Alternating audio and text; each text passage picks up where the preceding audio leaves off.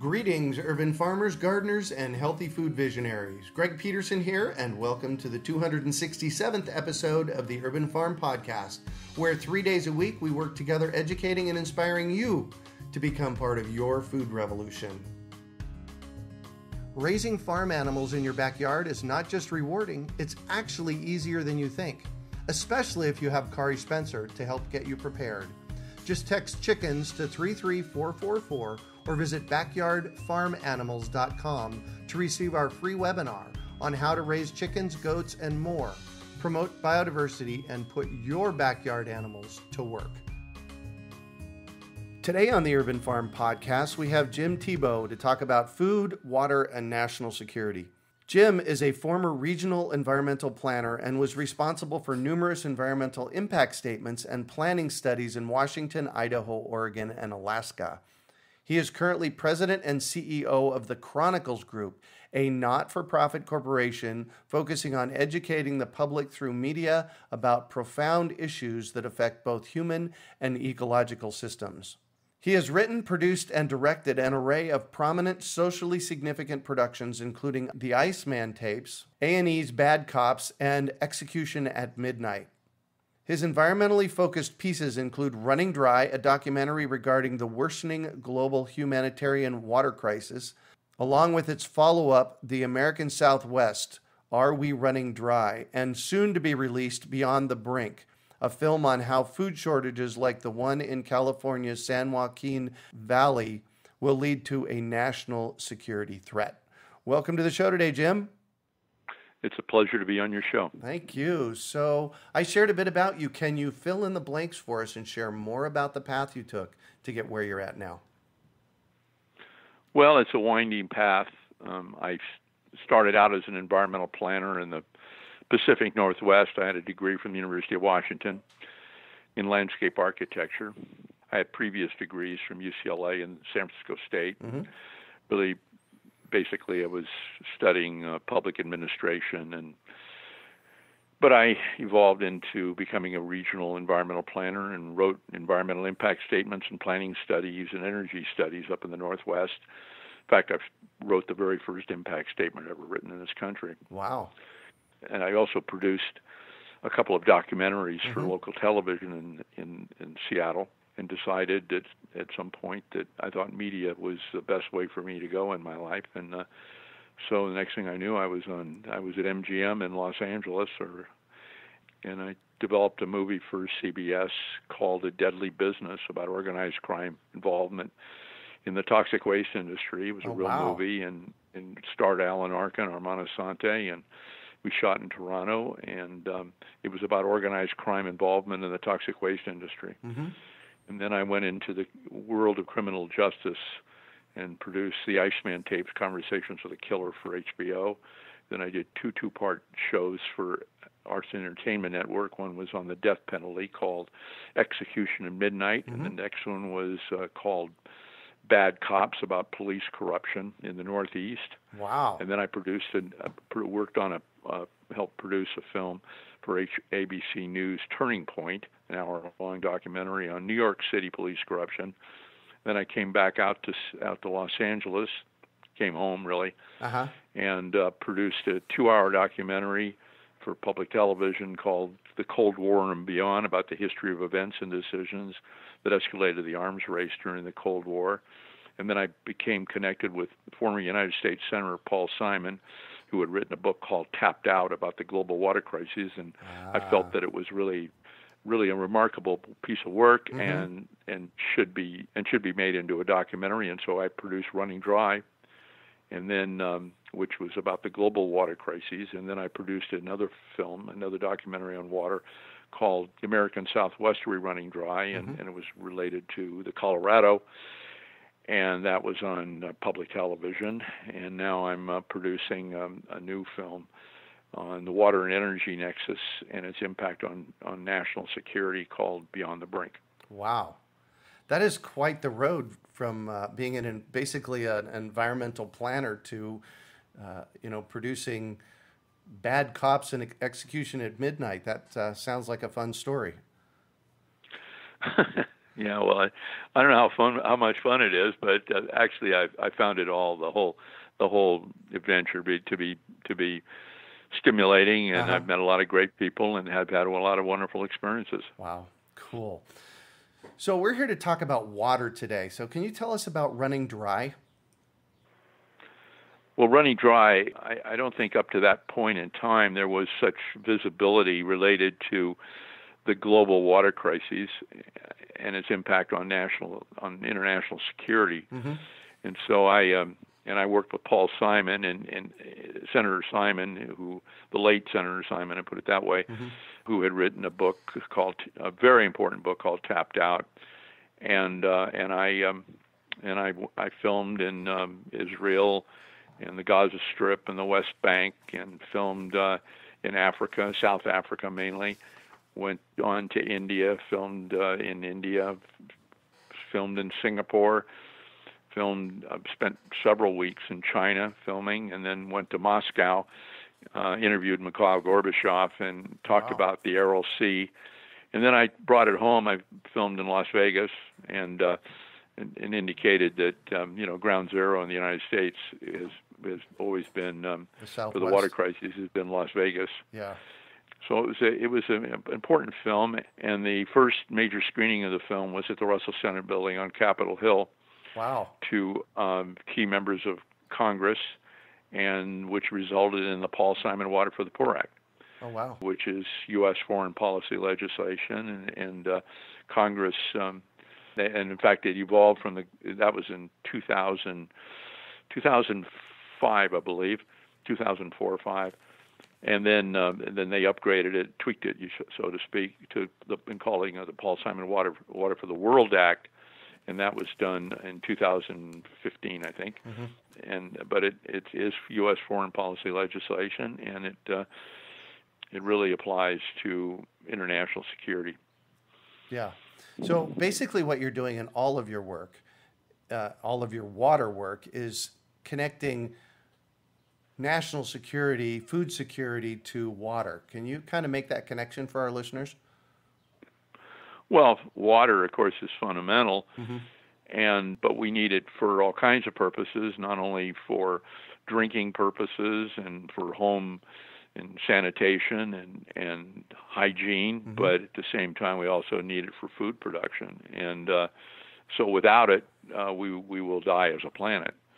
So it's fundamental, and there are many places on the planet which has real problems related to water. The Horn of Africa, Yemen, real serious problems. In fact, one of the things that's been happening is the reality that people are moving from in developing worlds are moving from rural areas to urban areas, and mm-hmm. it really causes a lot of strain on developing infrastructure and that sort of thing. So it's a big problem all over the world. It is trying to generate clean drinking water for drinking purposes and for mm-hmm. food security and also for sanitation. It's right. really a big deal. Yeah. And if we don't have it, we're in trouble. And quite frankly, there are places in the United States who have serious problems. California, for example, right. has close to 1 million people that are without drinking water. Wow! So I mean, really? it's a big deal, and I know that I filmed on the Hopi and Navajo reservation, which is close to where you are, yep. and there's been serious problems related to water scarcity. So I mean, we have third world conditions even in the United States, and that's a big problem. Yeah. That's a real big problem, and it's inexcusable. Right. So, what kind of issues are we seeing? Well, as I just mentioned, in California, there's 1 million people without access to clean drinking water. It right. has to be brought in. Water has to be brought in. I mean, there's problems across the country in various localities, and we all know about what happened in Flint, Michigan. All right. So I mean, it's really borders along, I think, irresponsible governance. And I think that especially in today's world, there should be no problems related to generating clean drinking water for everyone. I think a lot of that has to do with the infrastructure around it, though, does it not? Infrastructure is, we really need to rebuild our infrastructure. Yeah. There's no doubt about that. I've been a big advocate for that, and there's technology available. We just have to get our priorities straight in this country. So can you talk about the water and food nexus? Well, yeah, sure. That's a big question, actually. Mm-hmm. I'm producing a film, and as we speak, and it's almost completed, called Beyond the Brink. Mm-hmm. And its main focus is the water and food nexus and the problems associated. And I focus on the problems in the Central Valley of California, the San Joaquin Valley, mm-hmm. which is really our food basket for this country. The San Joaquin Valley provides fruits and vegetables and healthy food for the entire country. But unfortunately, because of extensive drought periods, it's part of a Mediterranean climate, by the way. Right. California, there are 5 regions of the world that have Mediterranean climate, which are really arguably our food baskets of the world. But drought is prevailing in every one of these regions, or has prevailed. It goes with the territory of being part of Mediterranean climate. And when you have these extensive droughts, it's a real problem. And then then of course it's compound the problem is issues where the water is coming from. The watershed in California, for example, has been experiencing back for almost a century fire suppression policies, and that has prevented the natural evolution of forests. And has allowed small trees and shrubs to grow in the Sierra Nevada mountains, mm-hmm.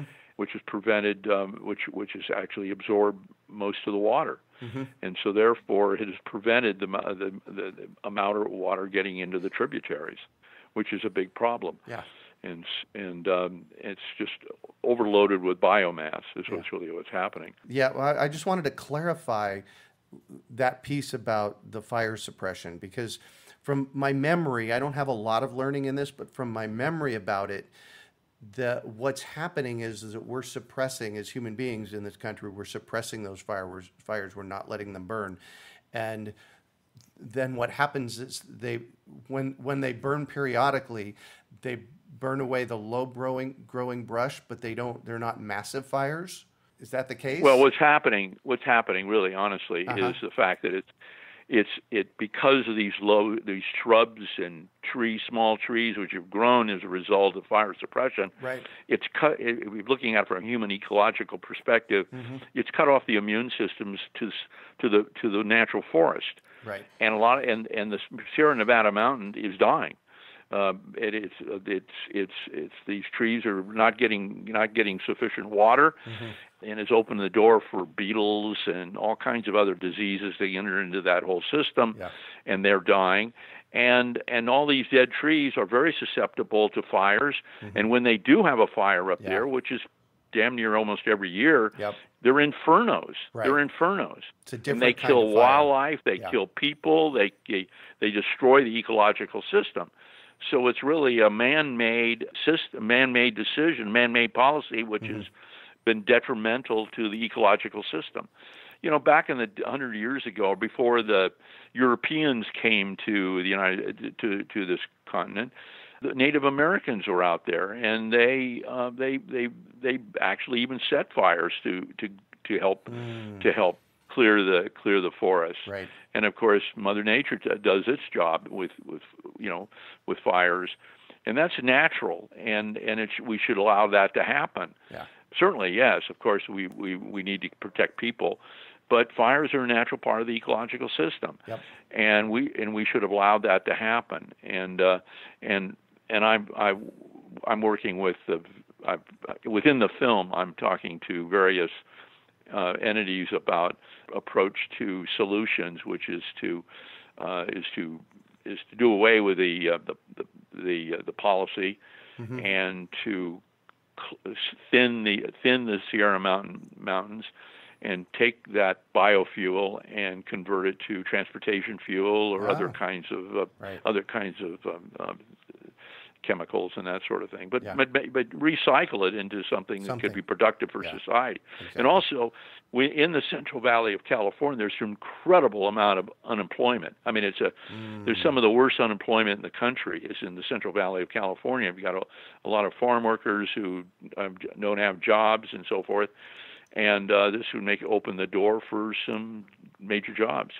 So, I mean, it's a win-win situation to go in there and deal with it. But if we don't deal with it, we're going to continue to have problems in terms of generating sufficient amount of water in the tributaries and water for growing our food in the Central Valley.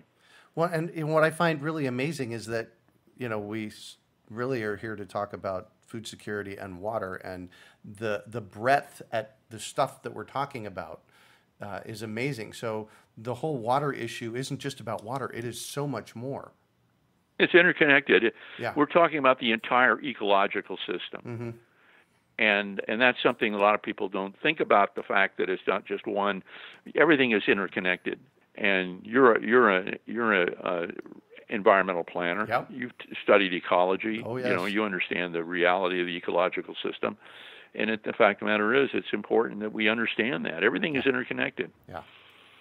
Yeah, and the more we can, and this is the realm of what I call permaculture.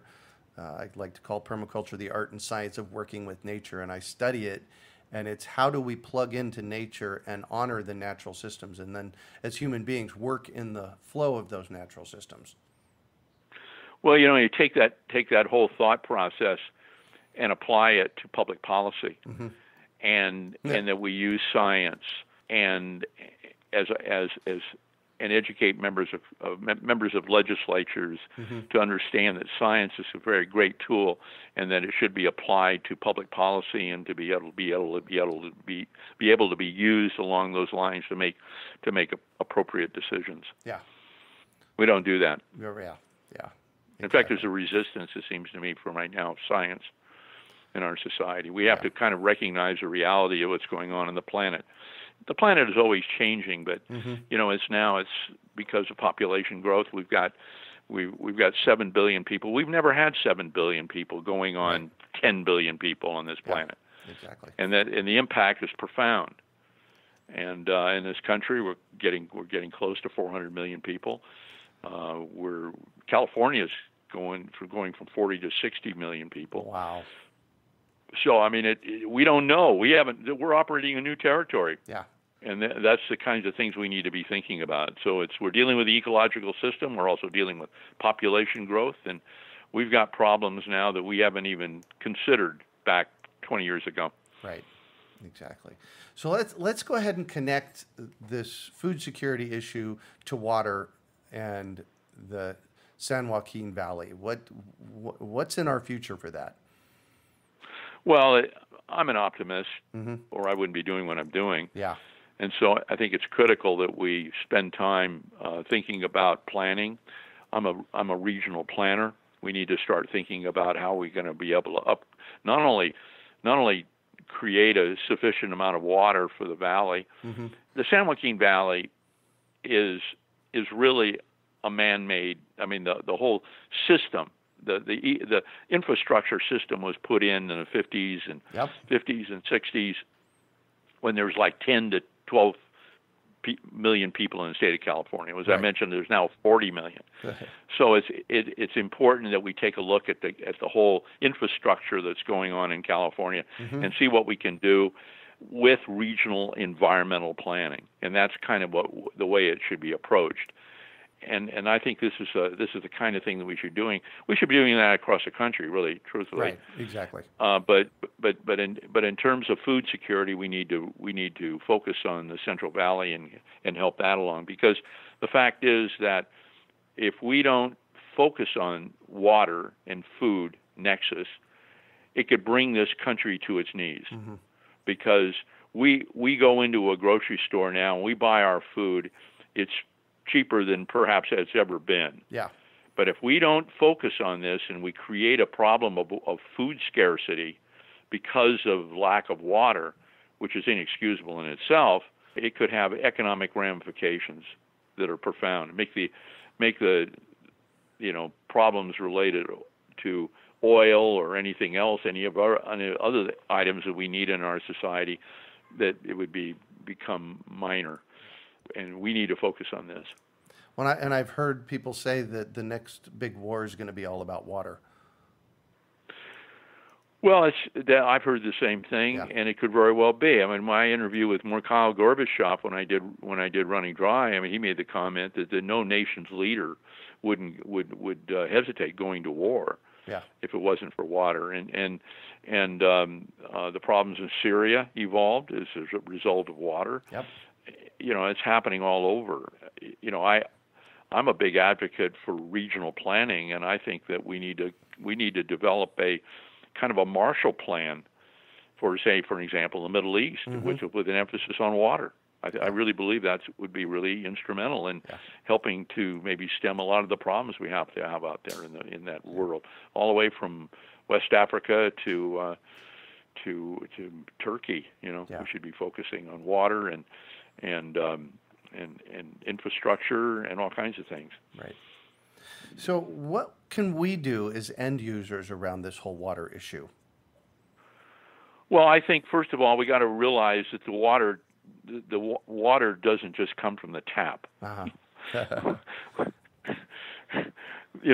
Food doesn't just come in the grocery store. Mm-hmm. We have to start thinking about, we have to stretch our minds in terms of realizing how much effort there is it takes to bring water into the system. Mm-hmm. And recognize it and respect it, and support the development of appropriate infrastructure and green technology, and at the same time examine, understand what's happening with water utilities and what's happening, and respect the farm, respect the farmers, understand that they have a role to play in society. It's the toughest job one of the toughest jobs in the world is having a farm, because there's so many variables in terms of being in the agriculture industry. Oh, and we have to respect the integrity of that whole industry. Yeah. And do everything we can to protect it. Yeah. And make them accountable too, in terms of proper methods of dealing with food. But also we need to look out for the people who support that industry, like the farm workers. Mm-hmm. And we have to recognize the fact that people came to this country. A lot of undocumented people are in the Central Valley of California. Yeah. And they're there strictly. Most of them are there to work in the farms. Yeah. And a lot of them are out of work, and it's a lot of poverty, and we need to look out for them too. Mm-hmm. So it's an important issue, and it's something that's kind of takes sometimes backstage. Yeah. We don't really look at it as we draw to some easy conclusion, but we need to deal with our immigration problems in relationship to farm workers. Yeah. And these people play a vital role in our own food security. Right. Making sure there's food in the grocery stores. Absolutely. So tell us about Beyond the Brink quickly, and when will it be out, and why should we watch it? Well, I hope you watch it. My objective is to have it released theatrically in California, in movie theaters, because I think Californians, first of all, need to understand the reality of the situation in California. Right. And I'm working very closely to. I've been very, very lucky in this project where I've got support from the University of California as a totality. I've been interviewing scientists because obviously in California, University of California system has some of the best, greatest scientists in the world. Mm-hmm. Talking to people in Fresno State, which is in the heart of this Central Valley. So I have a lot of top-flight academic people who are a part of this project. UCLA, Davis, UC Merced, a lot of the universities. Cool. At the same time, I've interviewed members of the California state government. And people from the farm community and others who depend on the water in California. It's not just the farm community. The water goes from watershed into the two of the major rivers, the San Joaquin and the Sacramento River goes into the Bay Delta, and the Bay Delta is the linchpin for water for portions of Northern California, right, the Central Valley, the agriculture industry, and Southern California. About 1/3 of the water that Southern Los Angeles and Southern California uses comes from the Bay Delta. So that has to be dealt with, and we can't ignore the reality of climate change. It is happening, and it is having a big impact. And there's a lot of, and the Delta is in a very precarious position right now. Most people say that it's predictable that it's going to fail, either by a major earthquake. And California, of course, is famous for its earthquakes. And it's not impossible to believe that a 7 or 8 point earthquake could hit the Delta, or a 100-year storm could hit the Delta and knock the Delta out, and salt water could be pouring in, and just completely. And that would mean that there would be a loss of water for maybe months, if not years. Wow! And that would be a talk about national security problem. It would be a profound one. Yeah.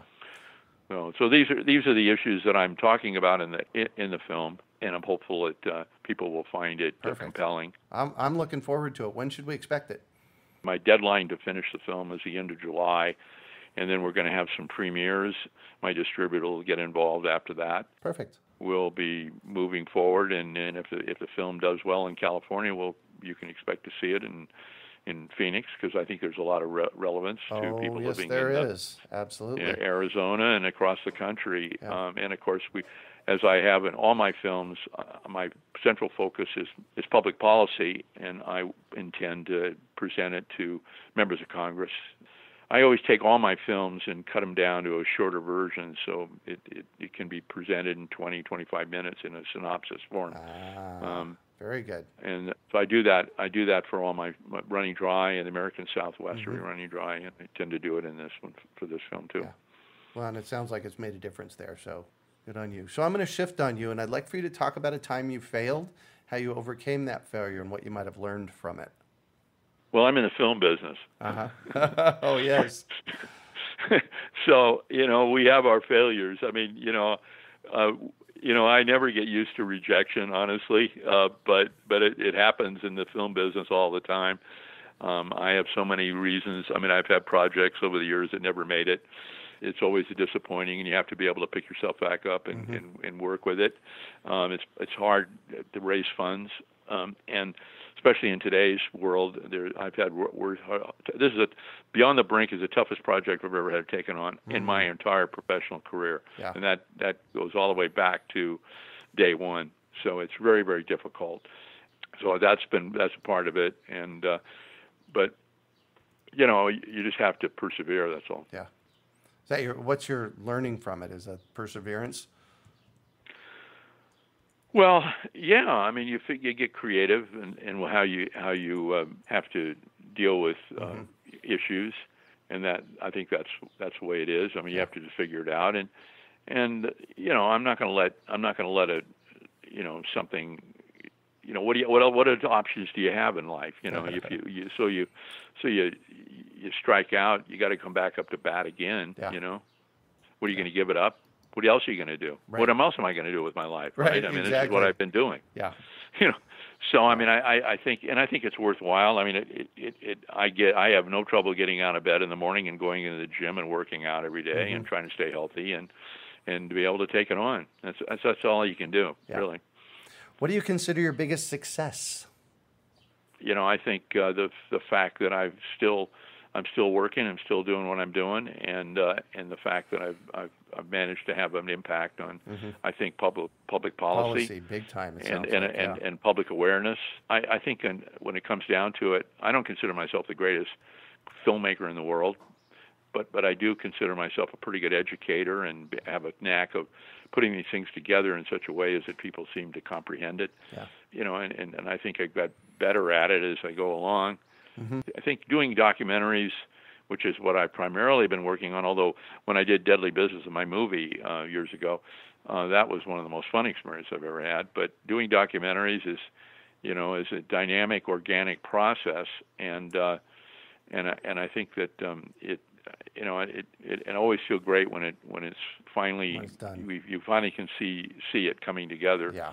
And I consider myself an educator, and I Mm-hmm. try to. I've presented my films at universities across the country, and to students, and that's my favorite thing to do is to get together. I've been at Arizona State. I've been at Gonzaga. They actually used their basketball arena, their gym, and presented my two of my films. Nice. To a large audience. Yeah. I've presented my films at Georgia Tech.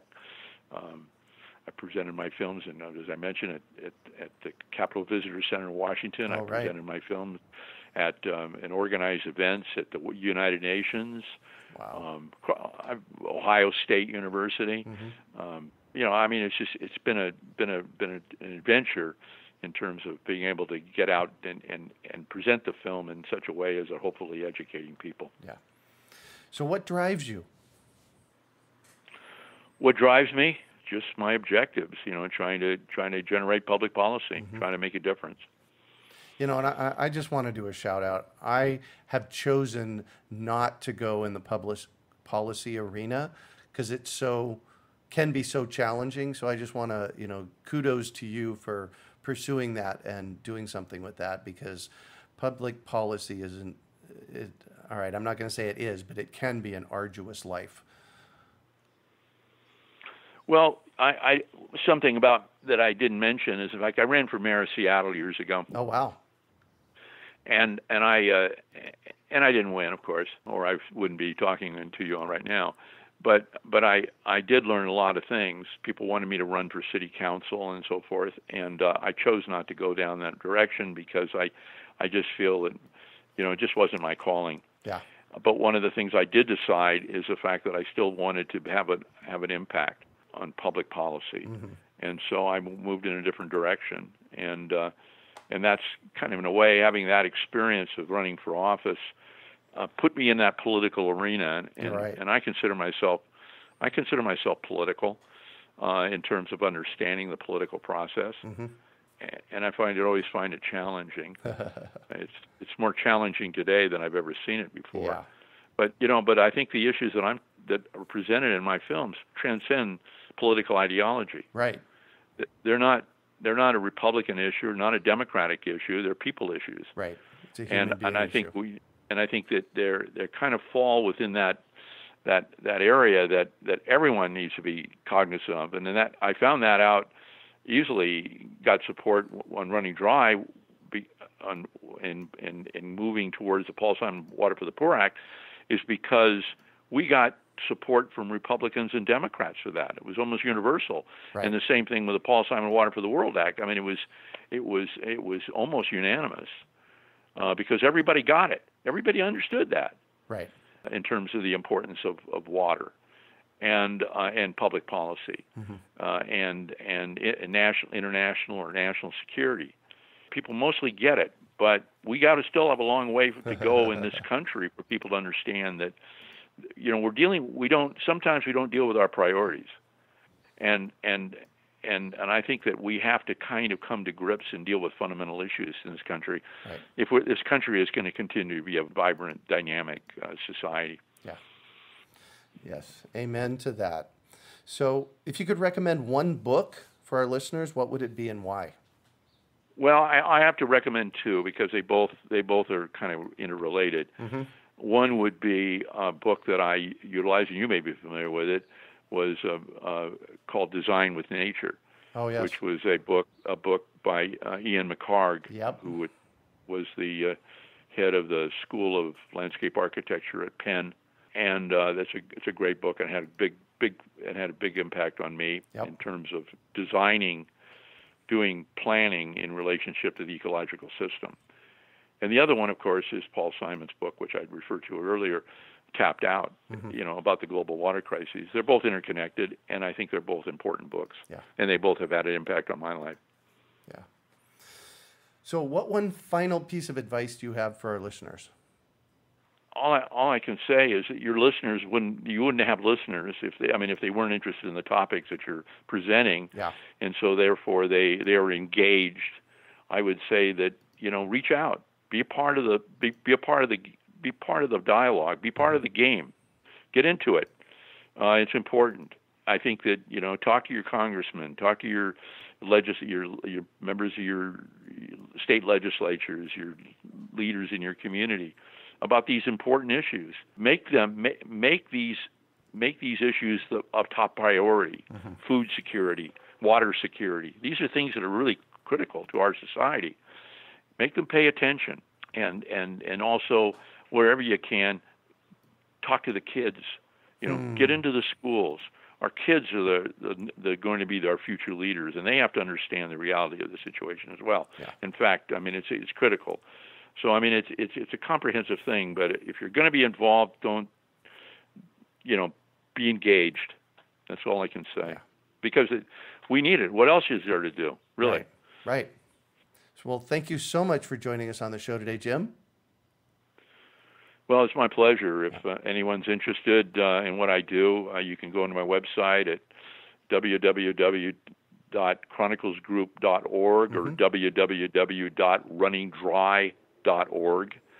Or if anybody wants to communicate with me directly, you can send me an email, jamestybaut@msn.com. Perfect. It's Thebaut. Perfect. Well, thank you. And you can find show notes from today's podcast at urbanfarm.org/beyond the brink. Well, that's it for today. Thanks for joining us on the Urban Farm Podcast.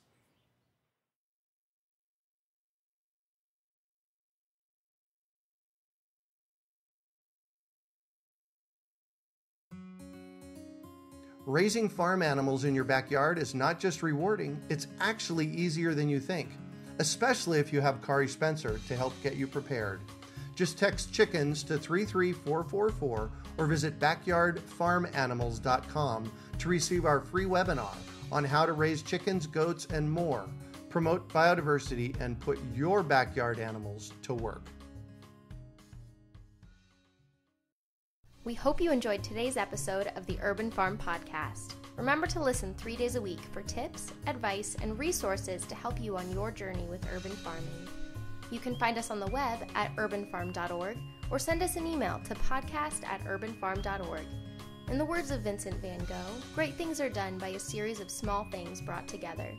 Be encouraged that with each lesson learned and skill developed, you are one step closer in the direction of your dreams.